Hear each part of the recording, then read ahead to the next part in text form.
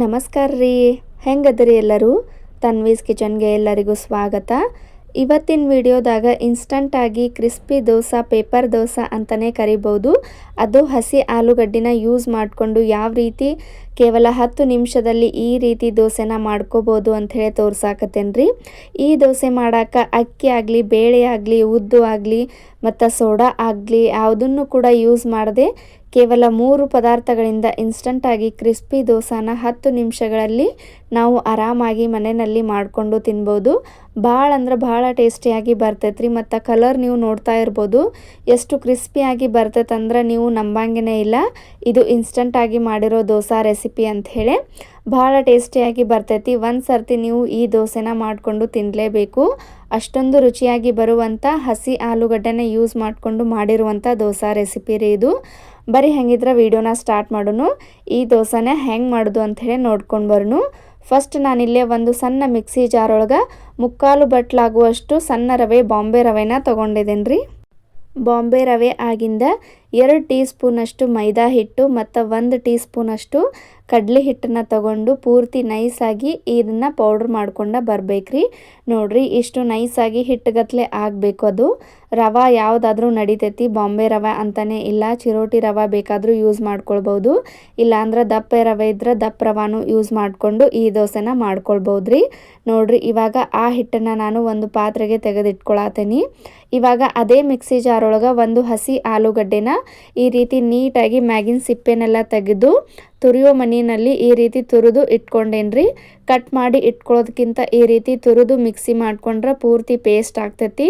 ನೋಡ್ರಿ, ಇವಾಗ ಅದನ್ನು ಆಲೂಗಡ್ಡಿನ ಪೂರ್ತಿ ನೈಸಾಗಿ ಪೇಸ್ಟ್ ಮಾಡ್ಕೊಂಡು ಬರಬೇಕು. ನೋಡ್ರಿ, ಈ ರೀತಿ ಪೇಸ್ಟ್ ಆಗಿಂದ ಇವಾಗ ಇದಕ್ಕೆ ನಾವು ಯಾವ ಕಪ್ನಾಗ ರವಾನ ತೊಗೊಂಡಿದ್ದೀವಲ್ಲ ಅದೇ ಕಪ್ನಾಗ 1/4 ಕಪ್ ಆಗುವಷ್ಟು ಮೊಸರನ್ನ ತೊಗೊಳಕತ್ತೇನೆ ರೀ.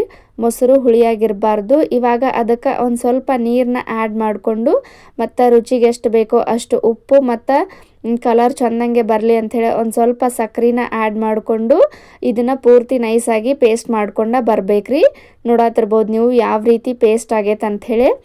ರವೆ ಮತ್ತು ಇದು ಸ್ವಲ್ಪ ತರಿ ಆಗಿದ್ರೆ ದೋಸೆ ಅಷ್ಟು ಕ್ರಿಸ್ಪಿಯಾಗಿ ಬರೋದಿಲ್ಲ. ಅದಕ್ಕಾಗಿ ನಾನು ಇನ್ನೊಂದು ಸರ್ತಿ ನಾವು ಮಿಕ್ಸ್ ಮಾಡಿ ಇಟ್ಕೊಂಡಂಥ ಹಿಟ್ಟನ್ನು ಇದಕ್ಕೆ ಸ್ವಲ್ಪನೇ ಹಾಕಿ ಮಿಕ್ಸಿ ಮಾಡ್ಕೊಂಡು ತೊಗೊಂಡು ಬರತ್ತೇನೆ ರೀ. ನೋಡಿರಿ, ಈ ರೀತಿ ದೋಸೆ ಹಿಟ್ಟನ್ನ ಪ್ಯಾಟರ್ನ್ ಇರ್ತೈತಲ್ಲ ಆ ರೀತಿ ಈ ಹಿಟ್ಟು ರೆಡಿ ಆಗಬೇಕು. ಈಗ ನೋಡ್ರಿ, ನಾವು ಪೇಸ್ಟ್ ಮಾಡಿ ಇಟ್ಕೊಂಡಂಥ ಈ ಮಿಶ್ರಣನ ಒಂದು ಮಿಕ್ಸಿಂಗ್ ಬೌಲ್ಗೆ ಟ್ರಾನ್ಸ್ಫರ್ ಮಾಡ್ಕೊಳಕತ್ತೇನೆ ಈ ರೀತಿ. ಇವಾಗ ಇನ್ನೊಂದು ಸ್ವಲ್ಪ ಹಿಟ್ಟು ಉಳ್ದೈತಲ್ಲ ಅದನ್ನು ಕೂಡ ಇದೇ ರೀತಿ ನೈಸಾಗಿ ಒಂದು ಸ್ವಲ್ಪ ನೀರನ್ನ ಆ್ಯಡ್ ಮಾಡಿಕೊಂಡು ಪೂರ್ತಿ ಪೇಸ್ಟಾಗಿ ಮಾಡ್ಕೊಂಡು ತೊಗೊಂಡು ಬರಬೇಕು. ನೋಡತ್ತಿರ್ಬೋದು ನೀವು, ನಾನು ಸ್ವಲ್ಪ ನೀರನ್ನ ಹಾಕಿ ಪೇಸ್ಟ್ ಮಾಡ್ಕೊಳಕತ್ತೇನೆ.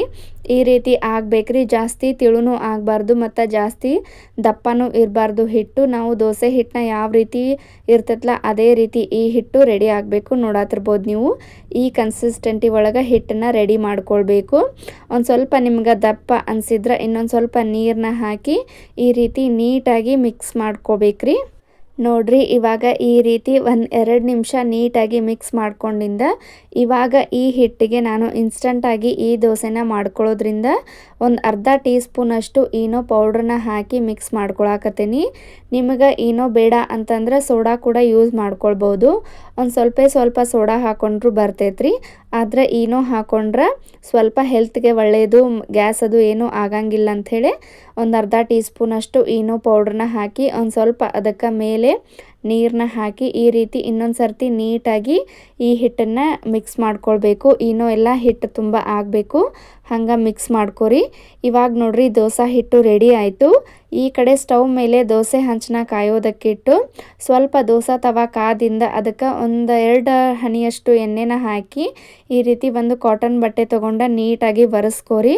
1-2 ನಿಮಿಷ ದೋಸೆ ತವ ಕಾದಿಂದ ಒಂದು ಸ್ವಲ್ಪ ನೀರನ್ನ ಈ ರೀತಿ ಚಿಮುಕಿಸಿ ಮತ್ತು ಕಾಟನ್ ಬಟ್ಟೆಯಲ್ಲೇ ಒರೆಸ್ಕೊಳ್ಬೇಕ್ರಿ. ಈ ರೀತಿ ಮಾಡೋದ್ರಿಂದ ದೋಸೆ ಹಂಚಿಗೆಲ್ಲೂ ಅಂಟಂಗಿಲ್ಲ, ಭಾಳ ಪರ್ಫೆಕ್ಟಾಗಿ ದೋಸೆ ಬರ್ತೈತೆ ಅಂಥೇಳಿ.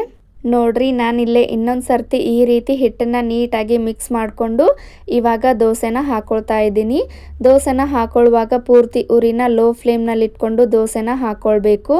ನೋಡತ್ತಿರ್ಬೋದು ನೀವು ಎಷ್ಟು ನೀಟಾಗಿ ಪರ್ಫೆಕ್ಟಾಗಿ ದೋಸೆ ಬರಾಕತ್ತೈತೆ ಅಂಥೇಳಿ. ನಾವು ಅಕ್ಕಿನ ನೆನೆಸಿ ರುಬ್ಬಿ ಮಾಡಿದರೂ ಕೂಡ ಇಷ್ಟು ನೀಟಾಗಿ ಪರ್ಫೆಕ್ಟಾಗಿ ದೋಸೆ ಬರೋದಿಲ್ಲರಿ. ಆದರೆ ಈ ಆಲೂಗಡ್ಡೆನ ಯೂಸ್ ಮಾಡಿಕೊಂಡು ಮಾಡಿರುವಂಥ ದೋಸೆ ನೀವು ನಂಬಂಗೇ ಇಲ್ಲ, ಅಷ್ಟೊಂದು ಕ್ರಿಸ್ಪಿಯಾಗಿ ಬರ್ತೈತಿ.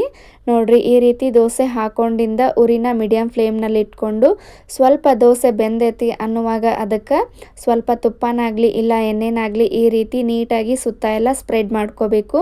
ನಾನಿಲ್ಲೇ ಸ್ವಲ್ಪ ಅಡುಗೆ ಎಣ್ಣೆನ ಸ್ಪ್ರೆಡ್ ಮಾಡ್ಕೊಳಕತ್ತೇನಿ. ಒಂದು 3 ನಿಮಿಷ ಆಗಿಂದ ಈ ರೀತಿ ದೋಸೆ ತವಾನ ತಿರುವುತ್ತಾ ದೋಸೆನ ಬೇಯಿಸ್ಕೊಳ್ಬೇಕಾಗ್ತೈತಿ. ಈ ರೀತಿ ದೋಸೆ ತವಾನ ತಿರುವುತ್ತಾ ಬೇಯಿಸ್ಕೊಳ್ಳೋದ್ರಿಂದ ಈ ರೀತಿ ನೀಟಾಗಿ ದೋಸೆ ಸುತ್ತ ಎಲ್ಲ ಕ್ರಿಸ್ಪಿಯಾಗಿ ಬರ್ತೈತಿ. ನೀವು ನೋಡತ್ತಿರ್ಬೋದು ಎಷ್ಟು ಕ್ರಿಸ್ಪಿಯಾಗಿ ದೋಸೆ ಬಂದೈತೆ ಅಂಥೇಳಿ. ಸ್ವಲ್ಪ ಕೂಡ ತವಾಕಾಗಲಿ ಇಲ್ಲ ಸ್ಪೂನಿಗಾಗಲಿ ಅಂಟ್ತಾ ಇಲ್ಲ. ಭಾಳ ಪರ್ಫೆಕ್ಟಾಗಿ ಕ್ರಿಸ್ಪಿ ದೋಸೆ ರೆಡಿ ಆಗ್ತೈತ್ರಿ. ಪೇಪರ್ ದೋಸೆ ಅಂತಲೇ ಕರಿಬೋದು, ಅಷ್ಟೊಂದು ಟೇಸ್ಟಿಯಾಗಿ ಬರ್ತೈತಿ. ಕಲರ್ ನೋಡತ್ತಿರ್ಬೋದು ನೀವು ಎಷ್ಟು ಚಂದ ಕಲರ್ ಬಂದೈತೆ ಅಂಥೇಳಿ. ಈ ಕಲರು ನಾವು ಅಕ್ಕಿನ ನೆನೆಸಿ ರುಬ್ಬಿ ಮಾಡೋದ್ರಿಂದ ಕೂಡ ಈ ದೋಸೆ ಕಲರು ಬರೋದಿಲ್ಲ, ಅಷ್ಟು ಪರ್ಫೆಕ್ಟಾಗಿ ದೋಸೆ ಕಲರು ಬರ್ತೈತ್ರಿ. ಮತ್ತು ದೋಸೆ ಕೂಡ ಅಷ್ಟೊಂದು ಟೇಸ್ಟಿಯಾಗಿನ ಬರ್ತೈತಿ. ನೀವು ಒಂದು ಸರ್ತಿ ಈ ದೋಸೆನ ಟ್ರೈ ಮಾಡ್ಕೊಳ್ಳೇಬೇಕು. ನೋಡತ್ತಿರ್ಬೋದು ನೀವು. ಈಗ ನಾನು ಇನ್ನೊಂದು ದೋಸೆನ ನಿಮ್ಗೆ ಹಾಕಿ ತೋರ್ಸಾಕತ್ತೇನಿ. ಈ ರೀತಿ ಪ್ರತಿಯೊಂದು ದೋಸೆನ ಹಾಕೊಳ್ಳುವಾಗಲೂ ಸ್ವಲ್ಪ ನೀರನ್ನ ಚಿಮುಕಿಸಿ ಒಂದು ಕಾಟನ್ ಬಟ್ಟೆ ತೊಗೊಂಡು ಒರೆಸ್ಕೊಂಡ ದೋಸೆನ ಹಾಕ್ಕೊಂಡ್ರೆ ನಾವು ಮಾಡುವಂಥ ಪ್ರತಿಯೊಂದು ದೋಸೆನೂ ಇದೇ ರೀತಿ ಕ್ರಿಸ್ಪಿಯಾಗಿಯೇ ಬರ್ತಾವ್ರಿ. ಸ್ವಲ್ಪ ಕೂಡ ತವಾಕ ಅಂಟೋದಿಲ್ಲ.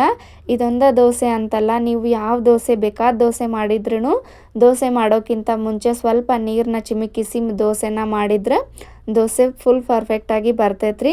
ನೋಡ್ರಿ ಇವಾಗ ಇನ್ನೊಂದು ದೋಸೆನ ಮಾಡಿ ತೋರ್ಸಾಕತ್ತೇನಿ. ಈ ರೀತಿ ದೋಸೆ ಬೆಂದೈತಿ ಸ್ವಲ್ಪ ಅನ್ನುವಾಗಲೇ ಅದಕ್ಕೆ ಸ್ವಲ್ಪ ತುಪ್ಪ ಆಗಲಿಲ್ಲ ಎಣ್ಣೆನಾಗಲಿ ಸ್ಪ್ರೆಡ್ ಮಾಡ್ಕೊಳ್ಬೇಕು. ನೋಡ್ರಿ ಈ ರೀತಿ ದೋಸೆ ಸ್ವಲ್ಪ ಬೆಂದಿದೆ ಅಂದಾಗ ಹಂಚನ್ನು ಈ ರೀತಿ ತಿರುವುತ್ತಾ ದೋಸೆನ ಬೇಯಿಸ್ಕೊಂಡ್ರೆ ದೋಸೆ ಪೂರ್ತಿ ಪರ್ಫೆಕ್ಟಾಗಿ ಬರ್ತೈತಿ. ಈ ರೀತಿ ತಿರುವುತ್ತಾ ದೋಸೆನ ಬೇಯಿಸ್ಕೊಳ್ಳಿಲ್ಲ ಅಂತಂದ್ರೆ ದೋಸೆ ಸೀದ್ ಹೋಗೋ ಚಾನ್ಸಸ್ ಇರ್ತೈತಿ. ನೋಡತ್ತಿರ್ಬೋದು ನೀವು ಸುತ್ತ ಎಲ್ಲ ಎಷ್ಟು ನೀಟಾಗಿ ಕ್ರಿಸ್ಪಿಯಾಗಿ ದೋಸೆ ಬಂದೈತೆ ಅಂಥೇಳಿ. ನಮ್ಗೆ ನಂಬಕ್ಕೆ ಆಗಂಗಿಲ್ಲರಿ ಇದು ಆಲೂಗಡ್ಡೆನ ಯೂಸ್ ಮಾಡಿಕೊಂಡು ಮಾಡಿರೋ ದೋಸೆ ಅಂಥೇಳಿ. ಅಷ್ಟೊಂದು ಕ್ರಿಸ್ಪಿಯಾಗಿ ಬರ್ತೈತಿ ಮತ್ತು ಟೇಸ್ಟ್ ಕೂಡ ಸೂಪರ್ ಅಂತಲೇ ಹೇಳ್ಬೋದು. ಈ ದೋಸೆನ ನೀವು ಮನೆಯಾಗಿರೋರೆಲ್ರಿಗೂ ಮಾಡಿಕೊಡ್ರಿ. ಚಿಕ್ಕ ಮಕ್ಕಳಿಂದ ಹಿಡಿದು ದೊಡ್ಡವ್ರ ತನಕ ಇಷ್ಟಪಟ್ಟು ತಿಂತಾರೆ. ಮತ್ತು ಪ್ರತಿಯೊಬ್ಬರು ಕೇಳ್ತಾರೆ ಈ ದೋಸೆನ ಹೆಂಗೆ ಮಾಡಿದಿ ಅಂಥೇಳಿ. ಅಷ್ಟು ಟೇಸ್ಟಿಯಾಗಿ ಬರ್ತೈತಿ. ಈಗ ನೋಡ್ರಿ ಇನ್ನೊಂದು ಸಣ್ಣ ದೋಸೆನ ನಾನಿಲ್ಲೇ ಮಾಡಿ ತೋರ್ಸಾಕತ್ತೇನಿ. ಈ ರೀತಿ ಕ್ರಿಸ್ಪಿ ಆಗಿರೋ ದೋಸೆ ನಮ್ಗೆ ಬೇಡ ಅಂತಂದ್ರೆ ಸಾಫ್ಟ್ ಆಗಿರೋ ದೋಸೆ ಕೂಡ ನಾವು ಆರಾಮಾಗಿ ಈ ಹಿಟ್ಟಲ್ಲೇ ಮಾಡ್ಕೊಳ್ಬೋದು. ಪ್ರತಿಯೊಂದು ದೋಸೆ ಕೂಡ ಇಷ್ಟ ಪರ್ಫೆಕ್ಟಾಗಿ ಬರ್ತಾವ್ರಿ, ಸ್ವಲ್ಪ ಕೂಡ ಅಂಟೋದಿಲ್ಲ. ನೀವು ಆರಾಮಾಗಿ ಈ ದೋಸೆನ 100% ಮಾಡ್ಕೊಳ್ಬೋದು. ಈ ಹಿಟ್ಟನ್ನು ಯೂಸ್ ಮಾಡಿಕೊಂಡು ನಾವು ಸೆಟ್ ದೋಸೆ ಕೂಡ ಮಾಡ್ಕೊಳ್ಬೋದ್ರಿ. ನೋಡತ್ತಿರ್ಬೋದು ನೀವು ಎಷ್ಟು ಪರ್ಫೆಕ್ಟಾಗಿ ಈ ದೋಸೆ ಕೂಡ ಬಂದೈತೆ ಅಂಥೇಳಿ. ಈ ರೆಸಿಪಿ ನಿಮ್ಗೆ ಇಷ್ಟ ಆಗಿದ್ರೆ ಮತ್ತು ನಮ್ಮ ಚಾನಲ್ಗೆ ಫಸ್ಟ್ ಟೈಮ್ ವಿಸಿಟ್ ಮಾಡಿದ್ರೆ ಚಾನಲ್ನ ಎಲ್ಲರೂ ಸಬ್ಸ್ಕ್ರೈಬ್ ಮಾಡ್ಕೊರಿ. ಹಂಗೆ ಈ ರೆಸಿಪಿ ನಿಮ್ಗೆ ಇಷ್ಟ ಆಗಿದ್ರೆ ಈ ರೆಸಿಪಿಗೆ ಒಂದು ಲೈಕ್ ಕೊಡೋದನ್ನು ಮಾತ್ರ ಮರಿಬೇಡ್ರಿ. ಇದೇ ರೀತಿ ವಿಡಿಯೋಸ್ನ ನೋಡ್ಕೊತ ಇರ್ರಿ. ಮತ್ತು ಮುಂದಿನ ವಿಡಿಯೋದಾಗ ಇನ್ನೊಂದು ರೆಸಿಪಿ ಜೊತೆ ಸಿಗೋಣ್ರಿ. ಈ ರೆಸಿಪಿ ನಿಮ್ಗೆ ಇಷ್ಟ ಆಗಿದ್ರೆ ಎಲ್ರಿಗೂ ಶೇರ್ ಮಾಡಿರಿ. ಮತ್ತು ಮುಂದಿನ ವಿಡಿಯೋದಾಗ ಸಿಗೋಣ್ರಿ. ಎಲ್ಲರಿಗೂ ಬಾಯ್ ರೀ.